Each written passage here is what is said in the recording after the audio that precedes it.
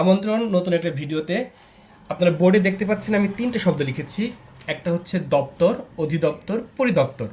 আমরা কিন্তু সচরাচর সবসময় বিভিন্নভাবে এই কথাটা ব্যবহার করি, আবার পরিদপ্তর বলি, কিন্তু আসলে আমরা জানি না কোনটা কি জিনিস এবং কোনটা কোথায় অবস্থিত। আজ আমরা তিনটা খুবই অল্প সময়ের মধ্যে আমরা জানবো। ঠিক আছে, আমাদের সাথে থাকুন। প্রথমে আসি আমরা দপ্তর। দপ্তর কি জিনিস, তাই না? দপ্তর দপ্তরটা হচ্ছে এমন একটা জিনিস, মানে মূলত একটা আপনার কার্যালয়, যে কোনো একটা অ্যাক্টিভিটিস বা যে কোনো একটা সরকারি বা আধা সরকারি যাই হোক, একটা অফিস টাইপের।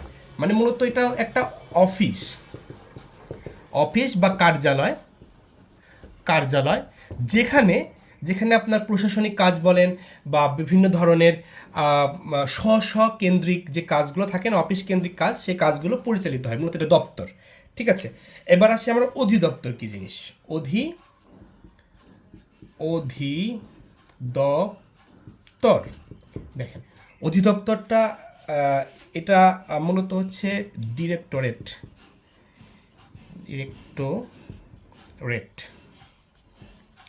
আচ্ছা, এটা একটা ভাস্ট এরিয়া বলতে আপনার অধিদপ্তরটা এমন একটা জায়গা যেখানে সাধারণত মন্ত্রণালয়ের এক একটা মন্ত্রণালয় থাকে না, যেমন শিক্ষা মন্ত্রণালয় বা ধরেন ইয়া,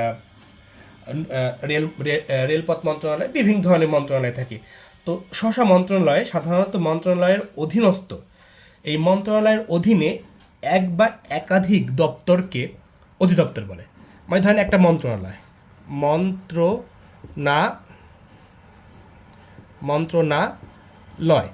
এইটা একটা মন্ত্রণালয়, এর অধীনস্থ কিছু দপ্তর আছে। এই প্রত্যেকটা দপ্তরকে আপনার বলা হয় এক একটা অধিদপ্তর। প্রত্যেকটা দপ্তরকে কি বলা হয়? এক একটা অধিদপ্তর। তার মানে এক বা একাধিক অধিদপ্তর নিয়ে কিন্তু আপনার মন্ত্রণালয় গঠিত হচ্ছে। এক বা একাধিক, ধরেন এইখানে একটা অধিদপ্তর, এইখানে একটা অধিদপ্তর, এইখানে একটা অধিদপ্তর। তো এই এক বা একাধিক অধিদপ্তর নিয়েই কিন্তু একটা মন্ত্রণালয় গঠিত হচ্ছে। এই মন্ত্রণালয় কিন্তু একজন মন্ত্রীর দায়িত্বে থাকেন, প্রতিমন্ত্রী বা মন্ত্রী থাকেন প্রধান। এবং অধিদপ্তরের প্রধান তাহলে কে? অধিদপ্তরের প্রধান যিনি থাকেন তাকে আমরা বলতে পারি মহাপরিচালক। অধিদপ্তরের প্রধান তাকে কি বলা হয়?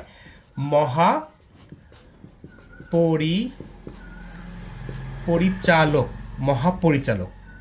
যিনি প্রধান থাকেন এনাকে বলা হয় হচ্ছে মহাপরিচালক, প্রধান, তাই না? আচ্ছা, ইনার আবার যদি মহাপরিচালক হয়, এর পদমর্যাদা কেমন? এর পদমর্যাদা হচ্ছে আপনার একজন অতিরিক্ত সচিবের পদমর্যাদা। অতিরিক্ত সচিব অতিরিক্ত সচিব অতিরিক্ত সচিব সচিব পদমর্যাদার ব্যক্তি, পদমর্যাদার ব্যক্তি। তার মানে একজন মহাপরিচালক তিনি অতিরিক্ত সচিব পদমর্যাদার একজন ব্যক্তি এবং তিনি হচ্ছে অধিদপ্তরের প্রধান। তো দপ্তর এবং অধিদপ্তর সম্পর্কে মোটামুটি আমি ধারণা দিয়েছি। এবার আসেন পরিদপ্তর। পরিদপ্তর বিষয়টি নিয়ে আলোচনা করি।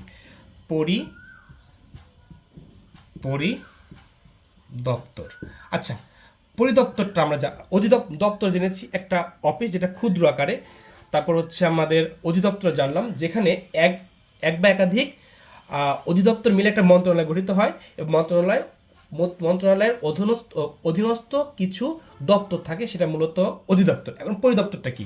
পরিদপ্তরটা হচ্ছে ওই যে অধিদপ্তর আপনার গঠিত হয়েছে,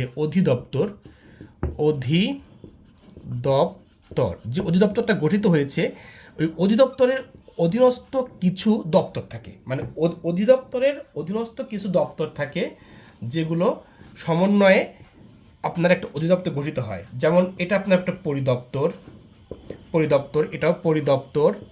এটাও পরিদপ্তর। তার মানে হচ্ছে এক বা একাধিক পরিদপ্তর নিয়ে একটা অধিদপ্তর গঠিত হয়, আর এক বা একাধিক অধিদপ্তর নিয়ে মন্ত্রণালয় গঠিত হয়।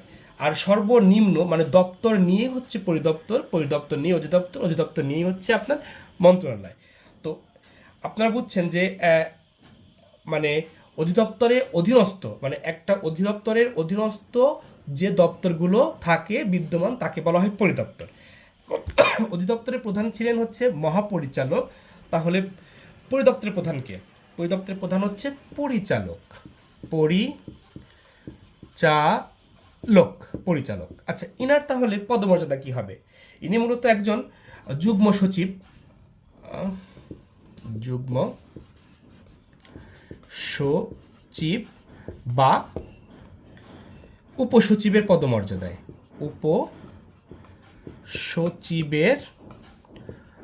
সচিবের পদমর্যাদা। দেখেন, তার মানে আমরা জানলাম যে দপ্তরের যিনি প্রধান, দপ্তরের প্রধানকে বলা হয় হচ্ছে আপনার কর্মকর্তা। কর্মকর্তা, ঠিক আছে। দপ্তরের প্রধানকে বলা হয় কর্মকর্তা। আর হচ্ছে অধিদপ্তরের প্রধানকে বলা হয় হচ্ছে মহাপরিচালক। আর পরিদপ্তরের প্রধানকে বলা হয় হচ্ছে পরিচালক। এখন পরিচালকের সে মূলত কোন পদমর্যাদা থাকবেন? তিনি যুগ্ম সচিব বা উপসচিবের পদমর্যাদা থাকবেন। আচ্ছা, আমরা যদি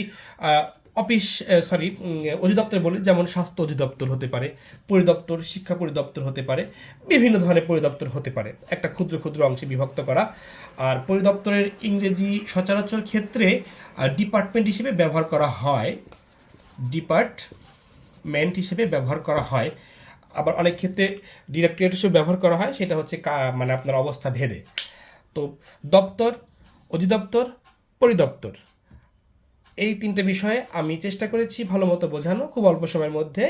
মনে হয় সবাই বুঝতে পেরেছে। না বুঝলে অবশ্যই কমেন্টে জানাবেন, ঠিক আছে? আমি আছি আপনাদের জন্য। ধন্যবাদ সবাইকে।